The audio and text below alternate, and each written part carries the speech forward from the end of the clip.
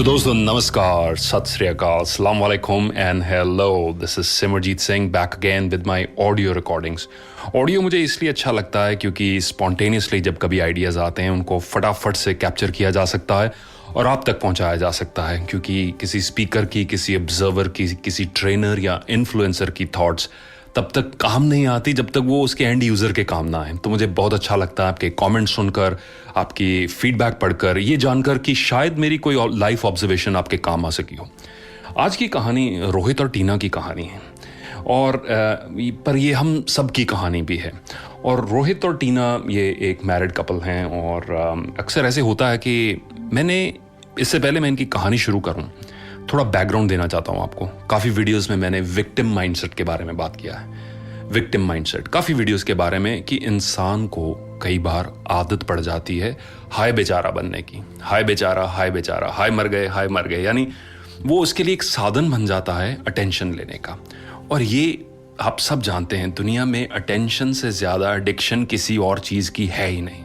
ना सिगरेट की लत उतनी बुरी है, ना ड्रग्स की लत उतनी बुरी है जितनी अटेंशन की। क्योंकि जिस व्यक्ति को अटेंशन की लत लग जाए कि हर वक्त उसे सेंटर ऑफ अटेंशन रहना है, वो कोई भी हथकंडा यूज़ करेगा दोस्तों, कोई भी तरीका अपनाएगा। उसको अगर बीमार होना पड़ा तो बीमार हो जाएगा, अगर उसको कोई और ड्रामा खड़ा करना पड़ा तो वो कोई और ड्रामा खड़ा करेगा। तो रोहित और टीना की इस कहानी में टीना को ड्रामा करने की आदत है, इसलिए क्योंकि टीना को अटेंशन की ज़रूरत हर वक्त रहती है। और अब क्योंकि ये काफ़ी साल से चलते आया है, अब टीना विक्टिम माइंडसेट प्ले करना उसने शुरू कर दिया है। यानी हर चीज़ का उसके पास एक बड़ा अच्छा इलाज होता है, वो ये कि देखो मेरी तो कितनी बुरी हालत है, मैं हर तरफ से मुश्किल में हूँ, मैं घर को भी देखती हूँ, मैं जॉब पर भी जाती हूँ, हर चीज़ को एक वो एंगल दे देना फटाफट से कि मैं सफ़रर हूँ, मैं विक्टिम हूँ। और इसमें रोहित की इंटेंशंस, रोहित जो उसका लाइफ पार्टनर है, उसकी हमेशा इंटेंशन रहती है कि मैं इसकी हेल्प करूँ, मैं इसकी हेल्प करूँ ताकि ये थोड़ी सुखी हो सके, ताकि ये थोड़ी खुश हो सके। पर रोहित ने हर बार यही ऑब्जर्व किया कि जितनी बार उसने कोशिश की उस टीना के लिए लाइफ को आसान करने के लिए, उतनी बार टीना खुद कुछ ऐसा काम कर लेती है कि लाइफ फिर से मुश्किल हो जाए। तो ये ऑब्जर्वेशन, ये कहानी ऐसी है कि यहाँ टीना विक्टिम माइंडसेट में बार बार जा रही है, क्योंकि अगर वो विक्टिम प्ले करना बंद कर देगी तो सडनली उसके पास कोई रीज़न ही नहीं बचेगा कि लोग उसको अटेंशन दें। ये खौफ उसको अंदर से खाता है, तो इसलिए वो फिर से वापस उसी चीज़ में वापस जाना चाहती है। दोस्तों साइकोलॉजी प्रूव करती है कई लोग अपनी सिकनेस को, अपनी बीमारी को प्रोलॉन्ग कर लेते हैं, इसलिए क्योंकि जब वो बीमार थे तब तो सब उनका हाल पूछने आया करते थे। जब वो बीमार हैं तब सभी बड़े पेशेंटली, बड़े प्यार के साथ उनके साथ डील करते हैं, हर चीज़ का ख्याल रखा जाता है उनका। तो वो कहते हैं यार मेरे तो स्वस्थ होने से बीमारी अच्छी, क्योंकि बीमारी में कम से कम लोग मुझे पूछते थे, वैसे तो मेरे को कोई पूछता भी नहीं। तो इसलिए आदत पड़ जाती है। पर ये एक बहुत गहरी खाई है, बहुत गहरी खाई है। ये रिमाइंडर आप सबको मैं देना चाहता हूं, क्योंकि इसमें जो एक बार गिर गया वो दूसरों की दया का पात्र बनने के चक्कर में खुद को और नीचे गिराता जाएगा, खुद को और नीचे गिराता जाएगा, कभी भी आत्मनिर्भर नहीं बनेगा, कभी भी खुद के पैरों ऊपर नहीं खड़ा होगा, कभी भी दुनिया को आंखों में आंखें डाल के मुस्कुराकर ये नहीं बोलेगा मैं ठीक हूं, तुम बताओ तुम्हारी मदद कैसे कर सकता हूं, तुम बताओ तुम्हारी प्रॉब्लम क्या है, उसे सॉल्व कर दूं। क्योंकि अब उसे आदत पड़ चुकी है हर वक्त अपनी प्रॉब्लम्स के बारे में बताकर दुनिया की अटेंशन लेने के लिए। बहुत बड़ी खाई है। जिंदगी के अलग अलग फेजेस में से युवा, ये मेल फीमेल की बात नहीं है, प्लीज़ इसको इस नज़रिए से मत देखिए, क्योंकि टीना जो पात्र है उसकी मैंने बात की वो फीमेल है। मेल्स भी करते हैं, कई बार मेल्स भी हम ऐसी सिचुएशन से गुजरते हैं यंग एज में, खास करके जब इमेच्योरिटी होती है, टीनेजर एज में, तब भी हर चीज़ का ब्लेम पेरेंट्स के ऊपर लगा दिया, सिस्टम के ऊपर लगा दिया, इकोनॉमी के ऊपर लगा दिया, खुद किसी चीज़ को एक्सेप्ट नहीं किया। और फिर देखा कि जब मैं ब्लेम किसी और के ऊपर लगाता हूँ तो सडनली खुद को शांत महसूस कर पाता हूँ, क्योंकि अब तो मेरे ऊपर कोई जिम्मेवारी नहीं है, राइट। तो हर तरफ ब्लेम धकेल दिया, बट खुद जिम्मेवारी नहीं उठाई। तो प्लीज ये गलती मत कीजिएगा सोचने की कि ये सिर्फ एक फीमेल्स का माइंडसेट है। This is a human mindset. लड़के भी, मेल्स भी बहुत ये इस चीज में घिर जाते हैं। खास करके कई बार मैं जब जॉब्स में देखता हूँ कईयों को देखता हूं कि अपने आप को एकदम से छोड़ देते हैं, ना अपनी फिटनेस का ख्याल रखते हैं, ना अपनी स्किल्स का ख्याल रखते हैं, ना अपने सपनों का ख्याल रखते हैं। पाश ने अपनी खूबसूरत कविता में कहा था, सबसे खतरनाक होता है तुम्हारे सपनों का मर जाना। सबसे खतरनाक होता है तुम्हारे सपनों का मर जाना। इनके सपने भी मर चुके, इनका पेट बाहर निकल आया, इनकी हेल्थ ठीक नहीं है, सिगरेट के बिना का दिमाग नहीं चल रहा है, ठीक है। और ये हालत खुद की बनाकर फिर जब पूछो कि ये हाल क्यों बनाया है, वो पुरानी एक एडवर्टाइजमेंट होती थी ना, ये हाल क्या बना रखा है, कुछ लेते क्यों नहीं। तो इनके लिए सवाल होना चाहिए, ये हाल क्या बना रखा है, कुछ लेते क्यों नहीं, जिम्मेवारी ली। पर जिम्मेवारी इन्होंने नहीं ली अपनी जिंदगी के लिए। So let's get back to the victim mindset. हम सब मेल फीमेल यंग ओल्ड किसी ना किसी अपने लाइफ के फेज में इस विक्टिम माइंडसेट को यूज करते हैं। कुछ लोग इसको छोड़ पाते हैं, इवॉल्व हो जाते हैं, मैच्योर हो जाते हैं। और मैं ये याद दिला दूं सभी सुनने वालों को कि मैच्योरिटी एज से नहीं आती दोस्तों। मैच्योरिटी एज से नहीं आती, मैच्योरिटी रिस्पॉन्सिबिलिटी से आती है। जो व्यक्ति 15, 16, 17 साल की उम्र में भी जिम्मेवारी लेना शुरू कर दे, मेरे लिए वो मैच्योर पर्सन है। और जो 40 साल का भी अपनी ज़िंदगी की जिम्मेवारी नहीं ले सका, अपने इस जीवन की इस खूबसूरत गिफ्ट की जिम्मेवारी नहीं ले सका अच्छे ढंग से यूज़ करने के लिए, मेरे लिए वो इमेच्योर है, चाहे कितने भी बरस का क्यों ना हो। उस जिम्मेवारी जो से ही मैच्योरिटी आती है, ये याद रखिए। तो विक्टिम माइंडसेट में हम सब ये खाई में कहीं ना कभी फंस जाते हैं। और क्योंकि इसकी लत इतनी अच्छी होती है, आदत इतनी अच्छी होती है, रिजल्ट्स ऐसे मिलते हैं, हमें आदत पड़ जाती है। पर अब मैं बाकी का जो समय है इस ऑडियो का, वो इस चीज़ पर गुजारना चाहता हूँ, how to come outside of the victim mindset. Victim mindset से बाहर कैसे आएँ। ये हर वक्त दया का पात्र बन के दुनिया को ये बोलना, हाय मेरी बड़ी बुरी हालत है, सब बेकार है, मेरी लाइफ का कुछ बन नहीं रहा। वो अपने दुखों की कहानी सुनाने से बाहर आने के लिए आपकी सीढ़ी का पहला कदम है लक्ष्य, पर्पस, गोल। अपने जीवन का कोई हायर पर्पस बनाएं जो आपके करंट सर्कमस्टांसेस से कुछ बढ़कर हो। कुछ बड़ा सपना सोचने की क्षमता रखें। कुछ ऐसी चीज, कुछ ऐसे कल के बारे में सोचें जो आपके आज से बेटर हो। और यही सपना आपको इस खाई से, इस दलदल से बाहर निकाल कर लेकर आएगा। So think of a purpose, think of a goal, think of what you can do with your skills. आप कहाँ से आए हैं, मुझे इससे कोई लेना देना नहीं। आप कहाँ जाने की क्षमता रखते हैं, मुझे इससे लेना देना है। और क्या इस डायरेक्शन में आप आगे बढ़ रहे हैं, नहीं, मुझे इससे लेना देना है। जब आपके जीवन में पर्पस होगा, गोल्स होंगे, आप कभी भी विक्टिम नहीं प्ले करेंगे। क्योंकि आप जब भी रियलाइज करेंगे कि मैं व्यर्थ अपनी एनर्जी दूसरों की दया का पात्र बनने में गुजार रहा हूं, आप एकदम से अपने आप को रिमाइंड करेंगे अपने लक्ष्य के बारे में, और फिर से आप अपने रास्ते पर, चुने गए रास्ते पर वापस चलेंगे। यूनाइटेड नेशंस में एक इवेंट हुआ था जिसका टाइटल था USLS 2017 Simarjeet Singh on purposeful life. वो वीडियो ज़रूर देखिए, 1 घंटे के लगभग आसपास का वीडियो है, इंग्लिश में है, पर उसका सारा जो फोकस इसी पे है, how to develop the purpose of your life. So मैं उस वीडियो का रेफरेंस आपको इस रिकॉर्डिंग में दिया जाएगा।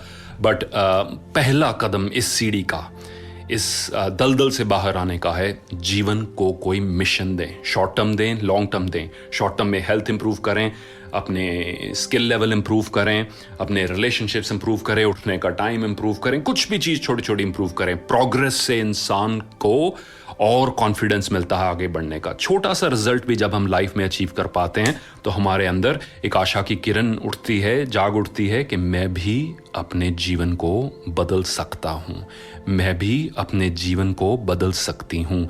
मैं हालातों की विक्टिम नहीं हूँ, मैं हालातों का शिकार नहीं हूँ। मैं ऊर्जा रखता हूँ, मैं कल्पना शक्ति रखता हूँ अपने हालातों से उठकर आगे बढ़ने की। सो ये पहला कदम उस सीढ़ी का, डिस्कवर योर पर्पस एंड गोल। कुछ लोग कहेंगे सर मैं अभी 16 साल का हूँ, मुझे अभी से अपनी लाइफ का गोल कैसे मिल जाएगा, पर्पस कैसे मिल जाएगा। तो उनको मैं ये कहूँगा, आज कुछ ढूंढिए, कल बदल जाए, बड़ा हो जाए, कोई दिक्कत नहीं। आप जैसे आपकी सोच बड़ी होगी, आप और दुनिया को देखेंगे, आपका नज़रिया बड़ा होगा, वैसे आपका गोल भी बड़ा होगा। ये फुटबॉल की गेम नहीं है जिसका गोल का साइज उतना ही फिक्स रहेगा। जैसे आपका नज़रिया बढ़ेगा, आपका गोल भी बढ़ेगा, और उसको बढ़ने की इजाज़त दें, चेंज होने की इजाज़त दें। दूसरी चीज़, जो व्यक्ति विक्टिम प्ले कर रहा है, उसके कहीं ना कहीं कोई घाव हैं जो भरे नहीं हैं, उसके कहीं ना कहीं वूंड्स हैं, पुराने घाव हैं जो भरे नहीं हैं, और उनको वो भरने की इजाज़त नहीं दे रहा। खुद को, अपने अतीत के गुजरे हुए घावों को भरने की इजाज़त दें, उस पर मलहम लगाएं। दोस्तों, आपके चोट लग जाए और अगर हम डिटोल से साफ करके उसके ऊपर बीटाडीन ना लगाएं तो कुछ दिनों में उसके ऊपर गैंग्रीन हो सकता है और उस बाजू को हो सकता है काटना भी पड़े। इसलिए हमें भी अपने जो मन के ऊपर, अपनी स्पिरिट के ऊपर, अपने इमोशंस के ऊपर जो भी घाव लगे हैं, जो भरे नहीं हैं, उनको भी भरने की इजाज़त देनी चाहिए, ताकि हम हर वक्त दूसरों को ये ना दिखाते रहें, देखो मेरे शरीर पे कितने घाव हैं, मेरे मन में कितने घाव हैं। कोई अगर बॉडी पर इंजरी होती है और अगर हम उसको हील नहीं होने देते और सबको दिखाते रहते हैं तो कुछ समय बाद उसको गैंग्रीन हो जाएगी, काटना पड़ेगा उस बॉडी के हिस्से को। Therefore learn to heal yourself. This is the next thing that I would like to tell you. कैसे हील करना है? सेल्फ लव देकर, सेल्फ लव देकर अपनी खुद की रिस्पेक्ट करना सीखें। वो ना ईश्वर के उठाए भी उठेगा जो गिर जाए स्वयं अपनी नज़र में। राम अवतार त्यागी जी की कविता की कुछ चंद लाइनें हैं। वो ना ईश्वर के उठाए भी उठेगा जो गिर जाए स्वयं अपनी नज़र में। पर अपने आप को अपनी नज़र में धीरे धीरे उठाना शुरू करें, खुद को अप्रिशिएट करना शुरू करें, सेल्फ लव देना शुरू करें और पुरानी जो बीत गई उसको रिलीज़ करें। जो भी गलतियां हुई, इंसान गलतियों का पुतला है, हम गलतियां करते हैं, दोबारा से ना रिपीट करें, उनसे सीखें, बट सेल्फ लव दें। That is really really important. तीसरी चीज़, अपनी सेल्फ इस्टीम बढ़ाएं। यानी सेल्फ इस्टीम से यहाँ मेरा भाव है कि हर वक्त दूसरों की अप्रिसिएशन की ज़रूरत नहीं है आपकी होंद को इस्टेब्लिश करने के लिए, आपकी एग्जिस्टेंस को प्रूव करने के लिए। सो पीपल प्लीज़र बनना बंद करें कि हर वक्त मैं किसी ना किसी को खुश करूं तभी मेरी एग्जिस्टेंस है। नहीं, ये गलत है, राइट। चौथी चीज़, keep your energy channelized on a day to day basis. व्यक्ति में कितनी हम अच्छी डाइट लेते हैं, कितना कुछ खाते पीते हैं, और अगर हमारी एनर्जी चैनलाइज नहीं हुई तो ये मार्टिन लूथर किंग ने जैसे कहा था, we have guided missiles and misguided man and women. तो आपकी एनर्जी अगर सही डायरेक्शन में चैनलाइज नहीं हुई तो गलत डायरेक्शन में चैनलाइज होने वाली है। और जिस गलत डायरेक्शन की मैं बात कर रहा हूँ वो अक्सर वही होता है, ड्रामा। कुछ लोग अपने लाइफ में अगर ड्रामा ना भी हो तो ड्रामा क्रिएट करेंगे क्योंकि उनको लगता है कुछ मिसिंग है, हर लाइफ बोरिंग हो गई, वो ड्रामा खुद क्रिएट करेंगे। सो इट्स वेरी इंपॉर्टेंट कि अपनी एनर्जी को आप चैनलाइज करें so that day to day life में you are able to rise above it. Next thing, कुछ लोगों के माइंड में होता है फियर ऑफ बीइंग इररेलेवेंट। क्या है? Fear of being irrelevant. कहीं ये ना हो जाए कि बाकियों की मेरी ज़रूरत ही पड़ना बंद हो जाए, ये ना हो कि किसी को मेरी ज़रूरत ही ना हो, मैं इररेलेवेंट ही ना हो जाऊं, इसलिए मैं क्यों ना कोई तमाशा खड़ा करूं, क्यों ना कोई मैं ऐसी प्रॉब्लम बनाऊं कि सब मेरी तरफ आएं फिर से उस समस्या का हल ढूंढने के लिए।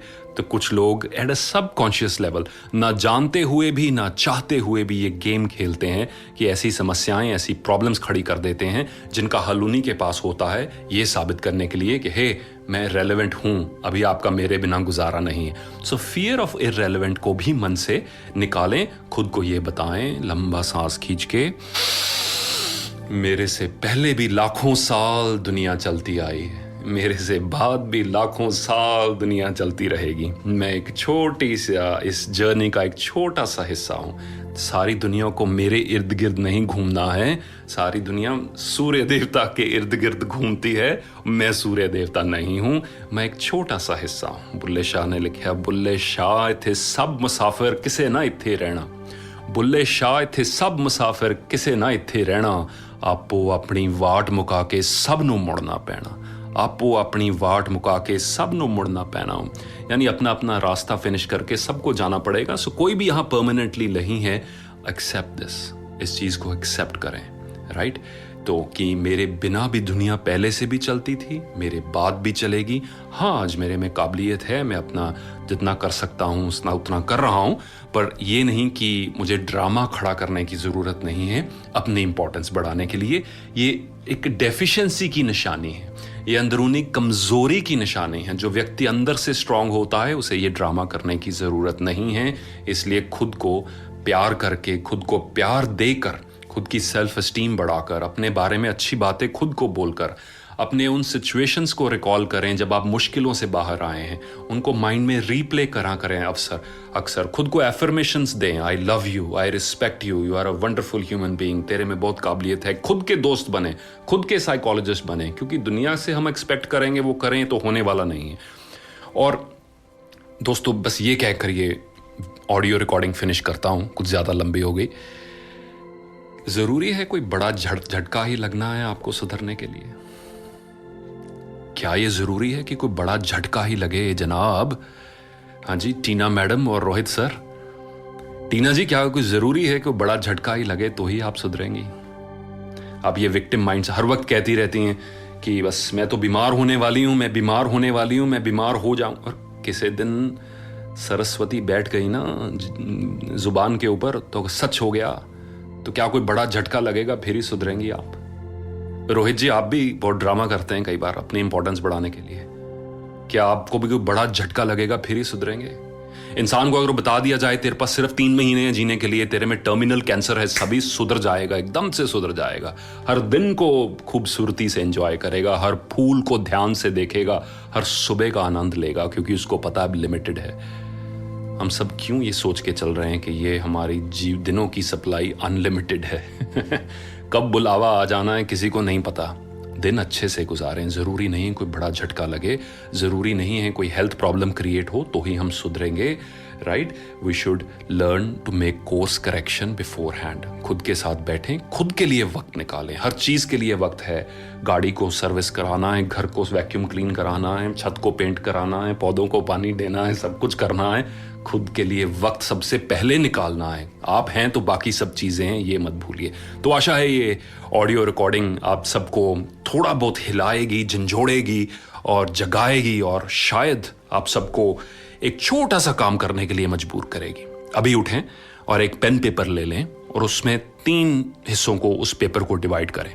सबसे ऊपर लिखें स्टार्ट, बीच में लिखें स्टॉप, नीचे लिखें कंटिन्यू। क्या लिखना है? सबसे ऊपर लिखें स्टार्ट, बीच में लिखें स्टॉप और सबसे नीचे लिखें कंटिन्यू। स्टार्ट में वो चीजें लिखें ये मुझे करना शुरू करना है ताकि मेरा जीवन सुधर सके। मुझे क्या चीजें करनी शुरू करनी है ताकि मेरा जीवन सुधर सके।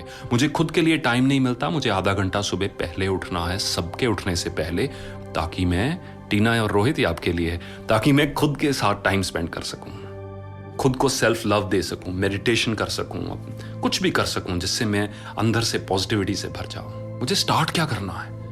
मैंने सिर्फ एक आइडिया दिया है, और सोचिए आपको क्या चीज शुरू करनी है जो आज आप नहीं कर रहे, जिसके शुरू करने से आपके लाइफ में काफी इफेक्ट होगा, पॉजिटिव इफेक्ट होगा। सोचिए, लिखिए, करना शुरू कीजिए।